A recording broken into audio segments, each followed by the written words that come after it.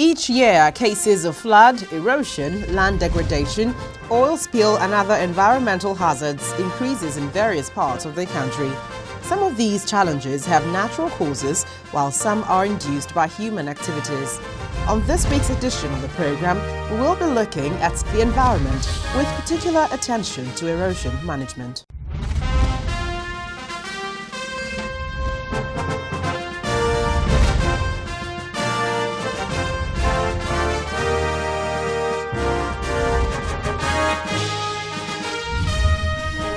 Hello there, thank you for joining me on the program this week. I'm Gloria Umezuki. The challenges of erosion have rendered several Nigerians homeless, and some communities are facing extinction, so to speak. Well, to reduce the vulnerability of erosion, the federal government launched the Nigeria Erosion and Watershed Management Project, a World Bank-funded initiative. Well, we shall be looking at how much the project has succeeded in the reduction of the scourge of erosion. But up ahead, we bring you a report of how climate change is taking its toll on Nigeria's environment and resources. Natural events and human activities have greatly affected Nigeria's environment, from the vast gully erosion ravaging the southeast to the flood in states like Lagos and the desertification in northern part of the country. Nigeria is feeling the impact of climate change.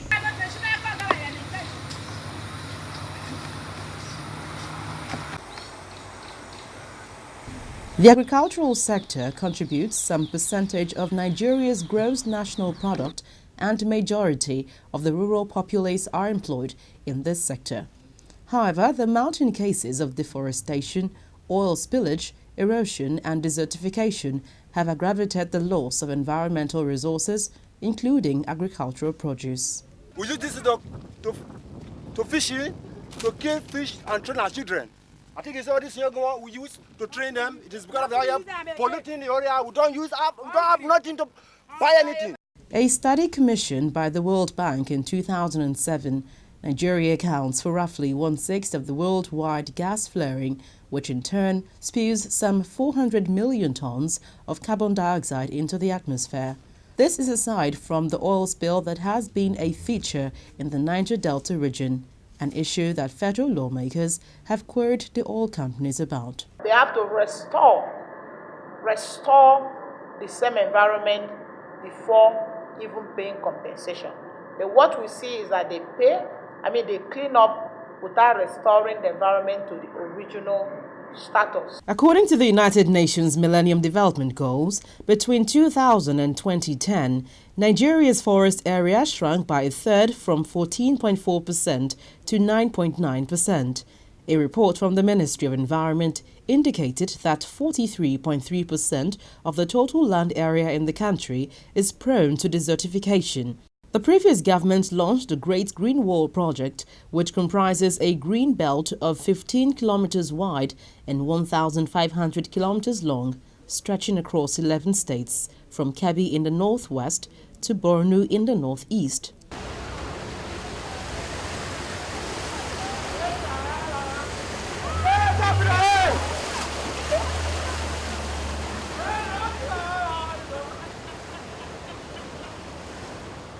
Another environmental concern is flood. Nigeria experienced her worst flood situation in 2012, according to the National Emergency Management Agency. 30 of Nigeria's 36 states were affected, while an estimated 7 million people were also affected. The agency said that over 2.1 million people were displaced, while at least 363 people died in the disaster. The estimated damages and losses caused by the floods were worth 2.6 trillion naira.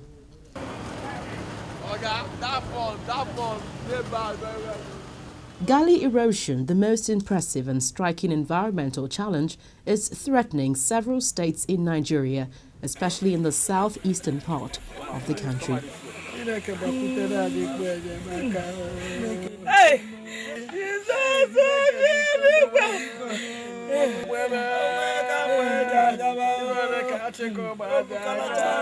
In most cases, it strips the people of their habitation and their means of livelihood.